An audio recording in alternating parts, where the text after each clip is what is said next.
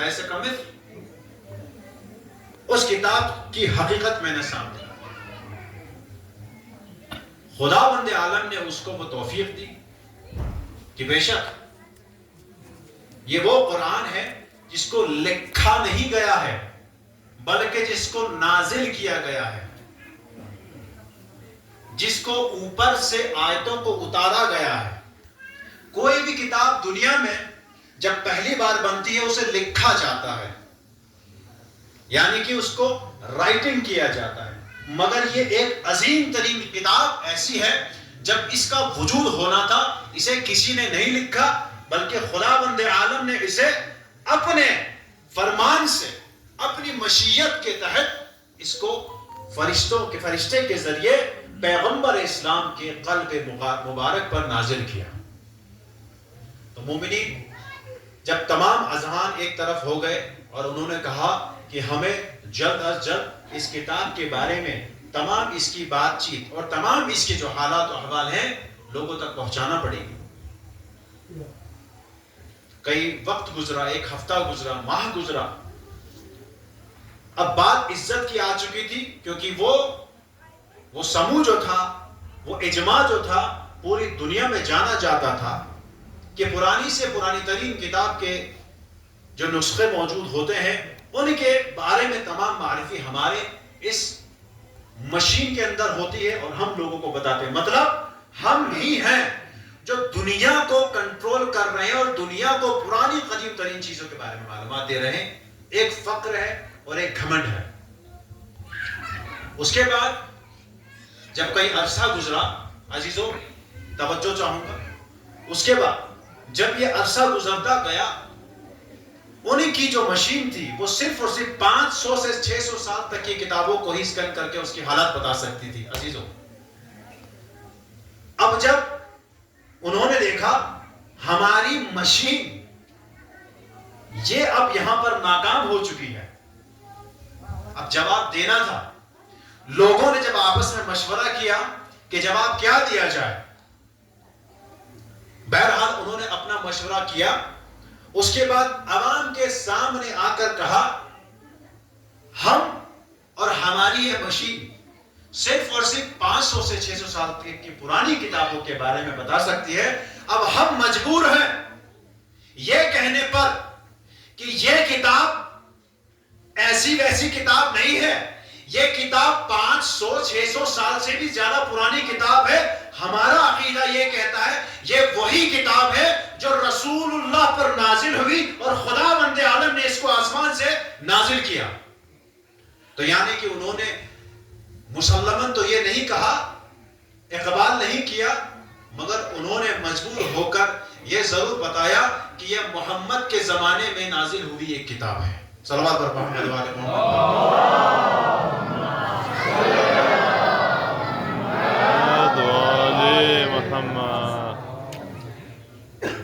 تو عزیزوں، ہمیں یہ سمجھنا ضروری ہے کہ خداوند عالم نے ہمیں بہترین دین عطا کیا ہے، بہترین انبیاء عطا کیے ہیں اور بہترین کتاب عطا کی ہے۔ اگر آپ اس کتاب کا مقایسہ کسی سے کرنے چلیں گے تو واقعاً یہ ہو سکتا ہے کہ کچھ چیزیں اس کتاب میں لکھی ہو جو قرآن میں بھی موجود ہے، مگر مکمل طریقے سے وہ کتاب نازل نہیں ہوئی ہے، اس کتاب کو لکھا گیا ہے۔ انسان لکھنے میں غلطی کر سکتا ہے لیکن خداوند عالم اپنی حکمت کو بیان کرنے میں غلطی نہیں کر سکتا، نعوذ باللہ۔ تو ہم وہ لوگ ہیں جو اس کتاب کے ماننے والے ہیں۔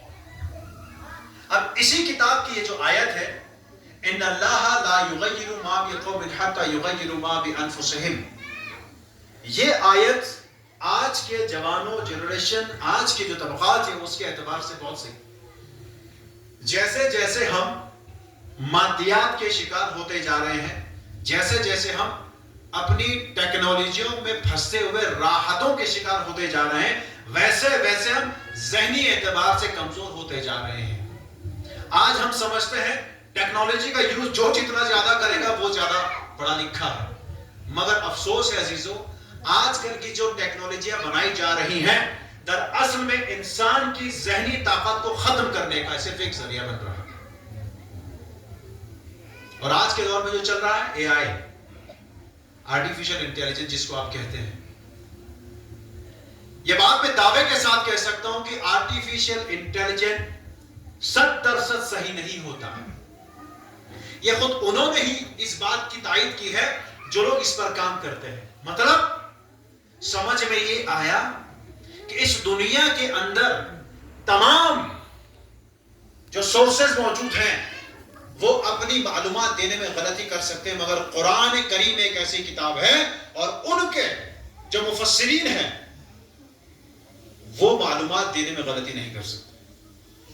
خدا بند عالم کہہ رہا ہے اپنے ہر معاشرے میں، ہر طبقے میں، ہر زمانے میں آئے ہوئے لوگوں سے کہ خدا بند عالم اس قوم کی حالت کو نہیں بدلتا ہے جب تک اس قوم میں موجود افراد، بزرگ، جانے مانی ہستیاں، لوگ اپنی حالتوں کو نہ بدلیں. کو ایک دم سے نہیں کہیں گے کہ تم گمراہ ہو جو اس راستے کو چھوڑ دو.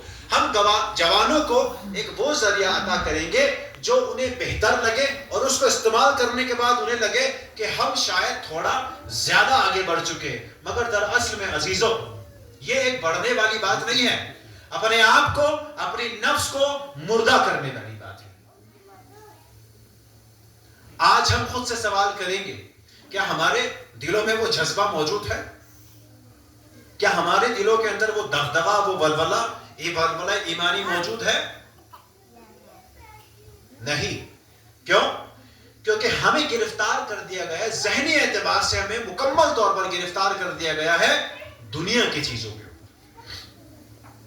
آپ سبھی لوگوں نے شاید ایک کارٹون آتا ہے ٹام اینڈ جیری، شاید دیکھا ہوگا. آپ نے دیکھا اس کے اندر وہ جو بیچاری بلی تھی ہمیشہ ہارتی تھی اور چوہا ہمیشہ جیتتا تھا. عقل اس کو تسلیم ہی نہیں کر سکتی ہے کہ ایک جو بڑا ہے وہ ہارے اور چھوٹا ہمیشہ جیتے. تو جب اس کی تحقیق کرنا شروع کری تو سمجھ میں آیا یہودیوں کے نظر میں یہ جو پوری دنیا ہے ایک بلی کی مانند ہے، کیونکہ یہودیت کم ہے، اور اپنے آپ کو چوہا بتایا.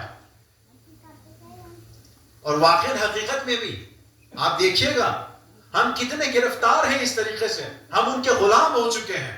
مطلب چند مٹھی بھر یہودی پورے عالم اسلام اور دنیا کے اوپر ایک حکومت کر کے بیٹھے ہیں. یہ کارٹون وہی ہے مگر اس کے پیچھے کی سوچ ہمیں نہیں پتا. انہوں نے کیا کیا؟ کارٹون کے ذریعے لوگوں کے ذہن کو خراب کرو. انہوں نے کیا کہا کہ بھائی ایک الگ طریقے کے گیجٹس کے ذریعے ان کے ذہنوں کو خراب کرو.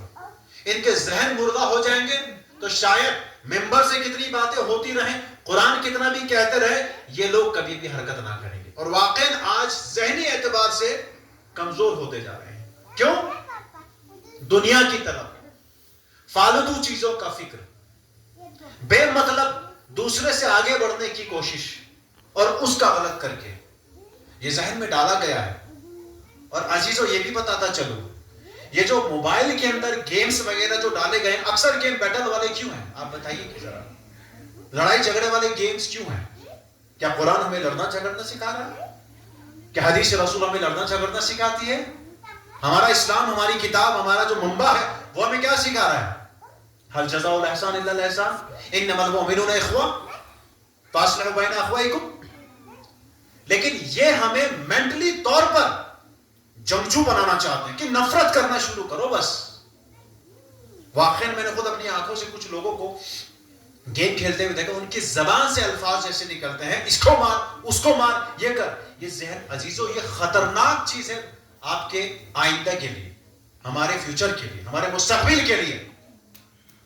اتنا گم ہو جاتے ہیں اس گیم کے اندر. دیکھیے میں یہ نہیں کہہ رہا ہوں کہ نہ کھیلا جائے، اس کو سر پر سوار نہ کیا جائے. کسی بھی چیز کی جو عتی ہوتی ہے، زیادہ ہوتی ہے، انسان کو گمراہی کرتی ہے.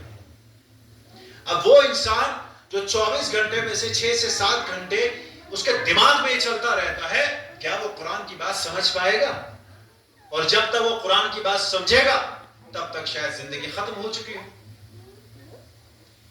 تو بحیثیت آج ہمارا سماج پڑھائی لکھائی کے معاملے میں آگے جا رہا ہے، اچھی باتیں جانا بھی چاہیے، مگر ہمارے سماج کو یہ بھی سمجھنا چاہیے کہ دنیا صرف ایک ذریعہ ہے، دنیا کبھی کسی کو دے نہیں سکتی ہے. یہ دنیا خود اللہ کی بنائی ہوئی ہے. اگر ہم دنیا کو طاقتور سمجھنے لگیں گے اور دنیا کو سب کچھ سمجھنے لگیں گے تو خالق حقیقی سے ہم دور ہو جائیں گے. اسی لیے خداوند عالم نے فرمایا کہ اگر کسی قوم کے اندر موجود لوگ اپنی تبدیلیاں نہیں کریں گے تو اس قوم کی نسلیں ختم، نسلیں برباد ہو جائیں گی.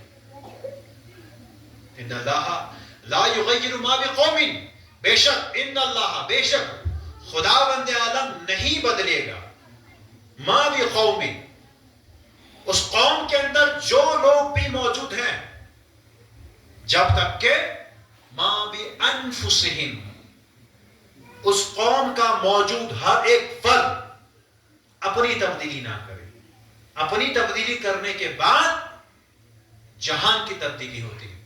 آپ تاریخ اٹھائیے، doctor B R Ambedkar, Mahatma Gandhi, Nelson Mandela, ان لوگوں نے کیا کیا؟ ان لوگوں نے ایک دم سے جا کر بھاشن دینا شروع نہیں کیا. انہوں نے پہلے اپنے آپ کے اندر وہ چیزوں کو ظاہر کیا، تب انہوں نے اپنی قوم کو بدلا. Doctor B R Ambedkar Dalit سماج سے تعلق رکھتے تھے اور ہندوستان کے اندر ہماری تاریخوں میں پڑھایا جاتا ہے کہ انہیں سب سے پچھڑی ذات کا، سب سے نچلا ذات کا سمجھا جاتا تھا.